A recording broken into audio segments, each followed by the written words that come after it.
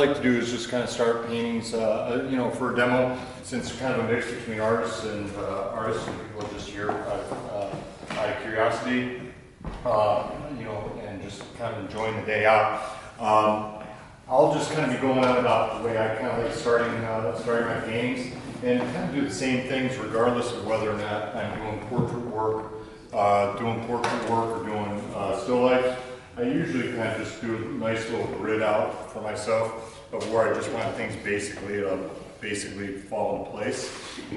From there, I don't like to, for me personally, I really don't like to, you know, plan things out too much on the canvas. There are those people that, you know, are really, you know, hyper-realists, and, you know, they'll work finished from one corner to the next.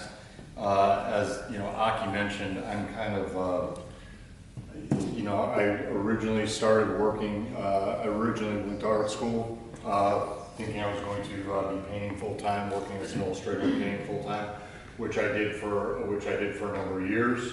And just about the time I was thinking about getting married and settling down, I was offered a full-time job at a marketing firm, and it seemed like a steady paycheck was a really good thing. So painting kind of took a backseat, spent a lot of years on a computer. So the idea of working larger, and moving my arms and moving around and not being so detail-oriented and kind of seeing things evolve as I work, I really kind of enjoy the idea of that, as opposed, you know, because my day-to-day was so focused and so detail-oriented between schedules or retouching, whatever I was doing. So just kind of exploring things as I go along. I like working kind of a mid-tone. I'm usually staining my canvas, you know, the day before, so it doesn't really interfere too much with what I'm working on. But I can scrub out some highlights if I want to. I really enjoy the first day. You know, it kind of lays the groundwork for the next day. I tend to paint pretty thin. I don't use a lot of medium at all, if at all. Day one, it's usually just mostly turpentine, just mostly thinner the first day. That way the next day when I come back, everything's pretty much set up. Or a lot of times things are set up by the time I get back from a walk with the dog, and I can kind of revisit it and take a fresh look. So day two on a painting is really kind of making another pass of what I'm doing now. If things I don't like, you know, I'll redraw, clean up the drawing quite a bit. Day two, rework some of the colors. I always work from life, work from a setup, but the setup I have isn't necessarily, you know, I'm not locked into it. If as I start working, you know, I want this board to be thicker from a composition standpoint, or a different color, I'll go ahead and change the colors. You know, I'll kind of make things up as I go along.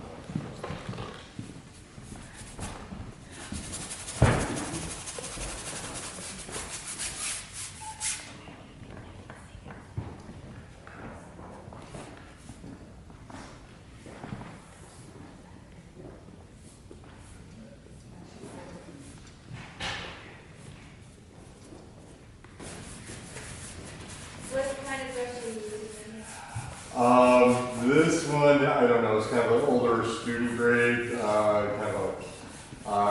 for the larger paintings, I actually, for moving paint around for these things, you know, this is a house brush, just a, you know, I don't know, Dollar Tree, $3 house brush. I used to buy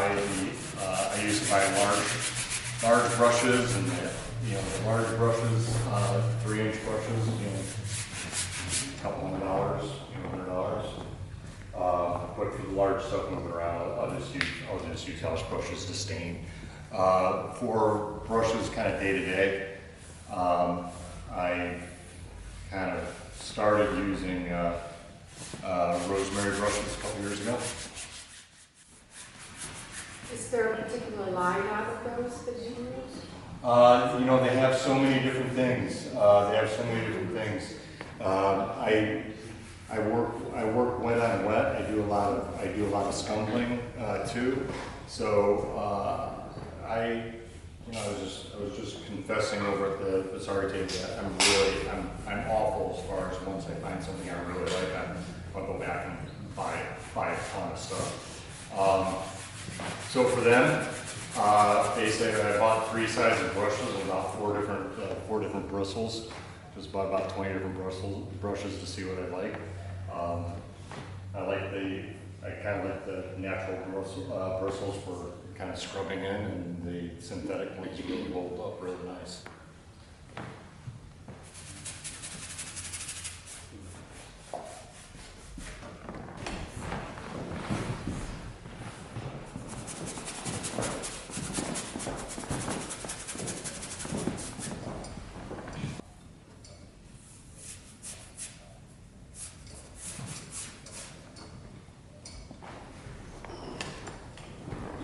Set the composition from the beginning, or do you know you're going to go back to it later?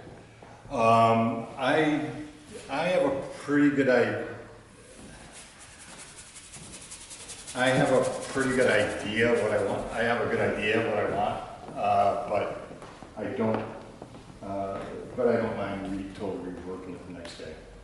You know, I try to approach what I do day one as a ground for my second day, and if I have to rework it or totally change the scale, that's fine.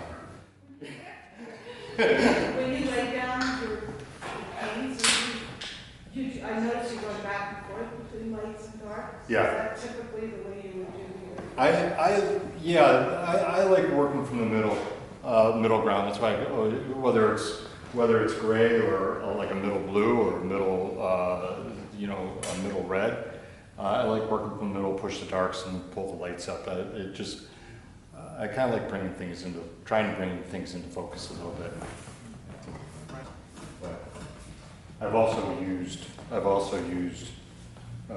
these before, which, if you don't mind a coarse canvas, $10 drop cloth from Home Depot. For 9 by 12 yards. It's hard. You can just sew about anything. You can just sew about anything, and these seriously for a nice coarse heavy duct canvas. Like anything else, I like the daily. I do like the habit of painting every day, and had a few things going on in recent months where painting every day has not been one of those things I've been doing as much as I'd like to. What's funny is when I started painting again,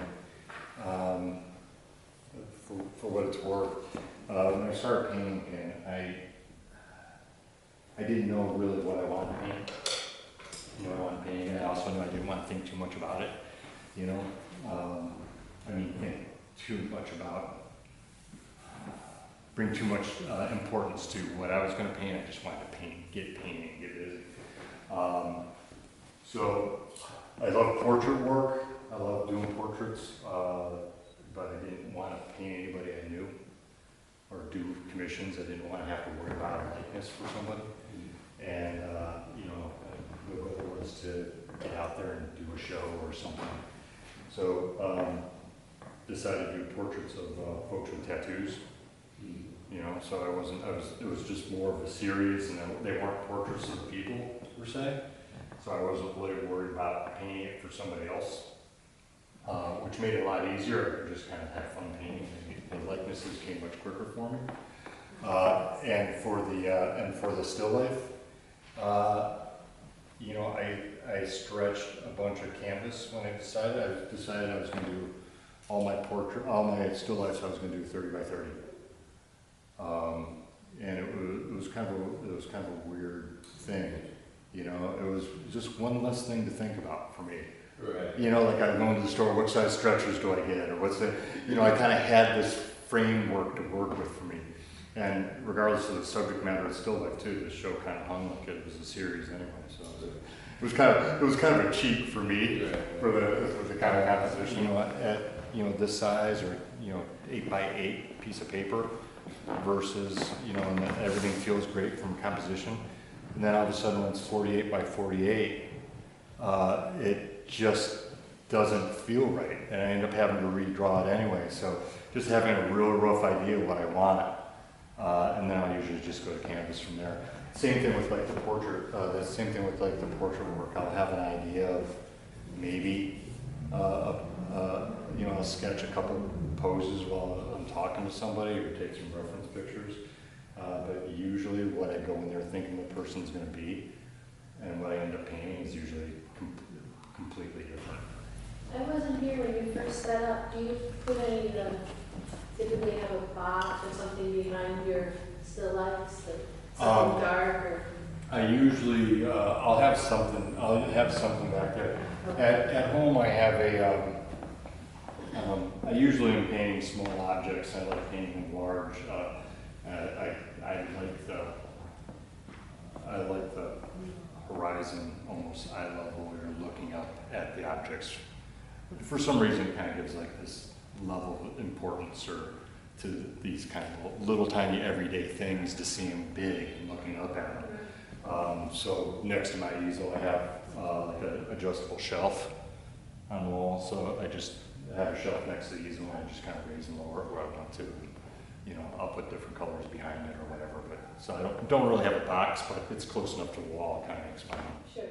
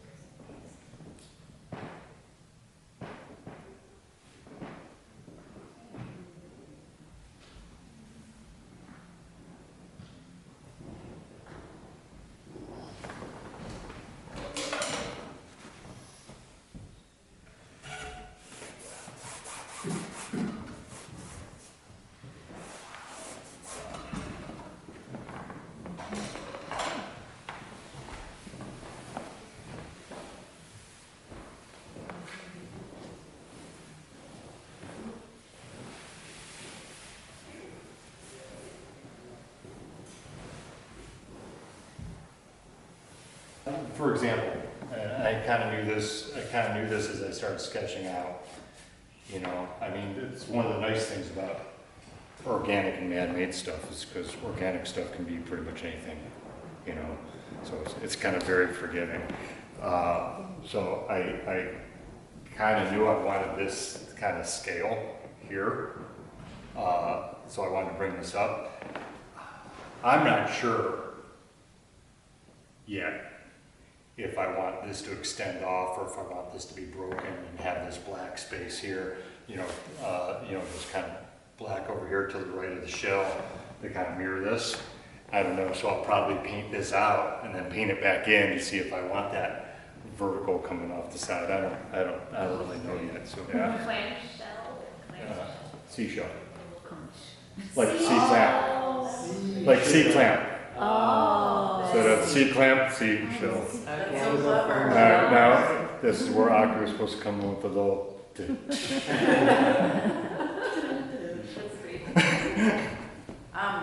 you come up with your titles first or before or after? Yeah, all the time. Like I said, sometimes, I mean, I actually do paint some serious things once in a while. I really do. But sometimes it's, you know, something occurs to me and makes me laugh. And, you know, okay, and then I'll go with it, whatever. You know, most of the art statements are rationalizing it for somebody else. You know, I painted it because I wanted to, you know. I don't know why I wanted to paint a big pile of doorknobs, who knows, you know. Yeah, I did it after a school shooting, and, you know, the piece kind of came together, and,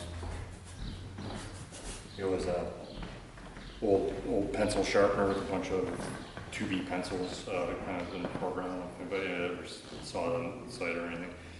But it mixed in with the pencils, didn't even notice it was some shell casings. Oh.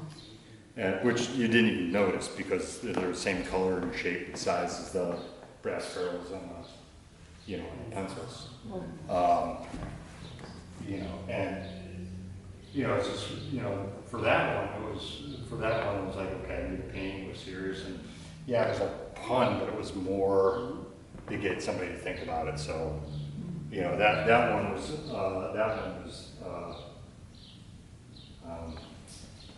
played off on a 2B pencil, so it was 2B or not. And, like I said, it's a little bit more, a serious piece, but, still a little bit of fun, still something to think about in the title. Even as I'm laying in things like, start drawing the highlights in.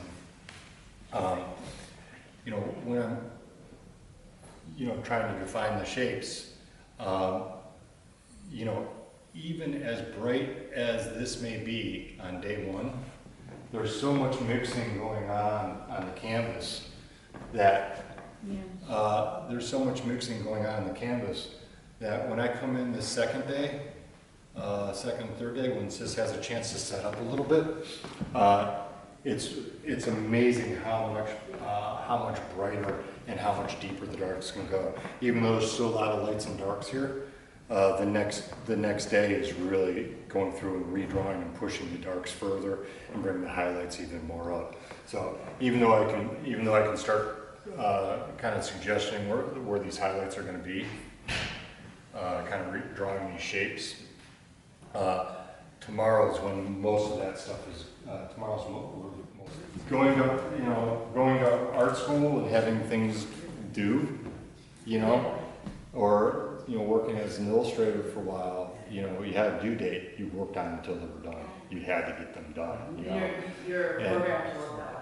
Well, now if I'm not quite sure what I want to do with it, I might rather just set it aside, work on something else, and when I know what I want to do, I can sit down and be much more productive for, painting for an hour or 2 hours than sitting there struggling with something for 8. If I have, just because you spend more time on something doesn't mean you're being more productive. and right, and sitting down, and because that's what I enjoy. Hour and a half or so, a little bit more. Probably because I was kind of thinking about it on the drive here today. So, I was kind of hoping to get to about this point in an hour and a half. But, so the same thing's true. If I'm thinking about it, if I know what I want to do and great, I can fix this. And I'm going to sit down. That's the best thing. Well, thank you very much for putting up with me today. Anytime. Really appreciate it. Anytime. Yeah. Thanks. No, I've had a great time. Brian, I